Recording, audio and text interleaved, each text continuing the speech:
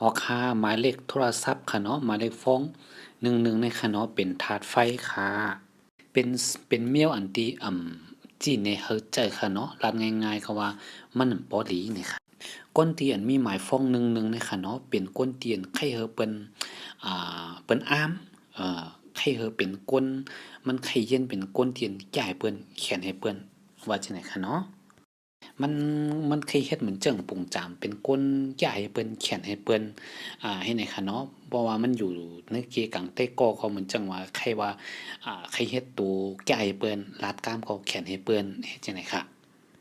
เพราะว่าก็ละหันก่อนเนาะเหมือนจังว่าก็ละหันมันก็เหมือนจังว่าบ่ใครโกมันหนงไว้นั่นค่ะเนาะเพราะว่ามันอุบลวงลัดลวงฮื้อในจังได๋ก็โดดๆเหมือนจังว่า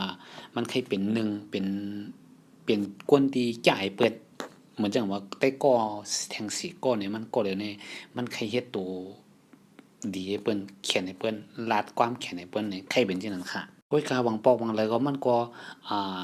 การลักจะเล็กจะน้อยหั้งก้อยมันค่ะเนาะก้อยน่ะว่าเหมือนจังว่าหวังปอกก็มันก็อ่าแทงผายหนึ่งตั้งเนิ่นนั่นน่ะเนาะเหมือนจังว่าตั้งนอกได้ตั้งเนิ่นมันเหมือนจังว่ามันอ่อนๆจื้อก็มันปันเปิ้นหันอย่างนั้นกะ ข้อดีของเขาก้นเตียนมีหมายฟ้อง11เลยค่ะเนาะมันมีเฮียงตาเตียนที่เหมือนจังว่าเหตุการณ์หั้นก็มันยอมกันง่ายๆนี่ใช่ไหมคะเนาะมันเรื่องว่ามันเป็นก้นที่อ่ยอมกันลวงสั่งง่ายๆให้หยังก็มันมีตั้งคัดเจอนี่อันนี้เป็นข้อดีของเขานี่ค่ะเนาะเพราะว่าเหมือนจังว่า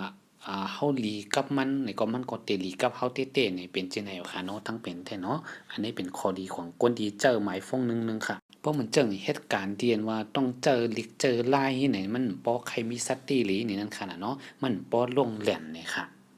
เหมือนเจิงว่าเพราะเหมือนเจิงว่ากับเหตุการณ์ที่เห็นเหมือนจังว่าเฮาโดนเลยกะรับเจอเปิ้นกะจอยเหลือคนที่ไหนเหมือนจังว่า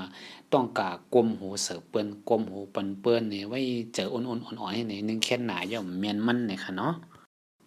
ก้นขอนเจอหมายฟองตัวหนึ่งๆในค่ะเนาะเป็นก้นเจอฮิปเจอเนียดน่ะค่ะแล้วก็ขี้จะลำหั้งเปิ้นน่ะให้นี่ค่ะจะหั้งเหมือนอย่างว่าจะลำหั้งเปิ้นก็จะลำง่ายน่ะให้นี่ค่ะมีข้อความเตียนแข็งแกร่งให้ก็เหมือนอย่างว่าใครเฮ็ดเฮาลาต่อเบิ่นก็บ่ลาต่อลีหลีใครว่าจังนั้นน่ะค่ะเนาะ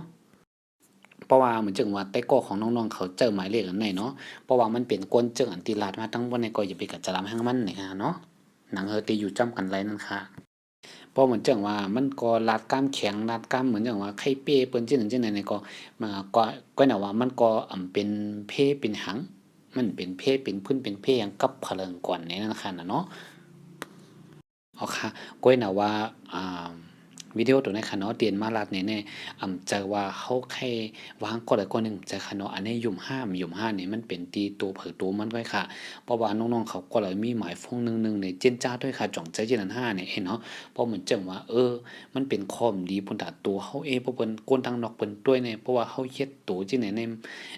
เปิ้นด้วยเนี่ยมันดีด้วยเองเนี่ยก็เขาก็แต่เลยเปลี่ยนนั่นคันเนาะเพราะว่าเขาเปลี่ยนแน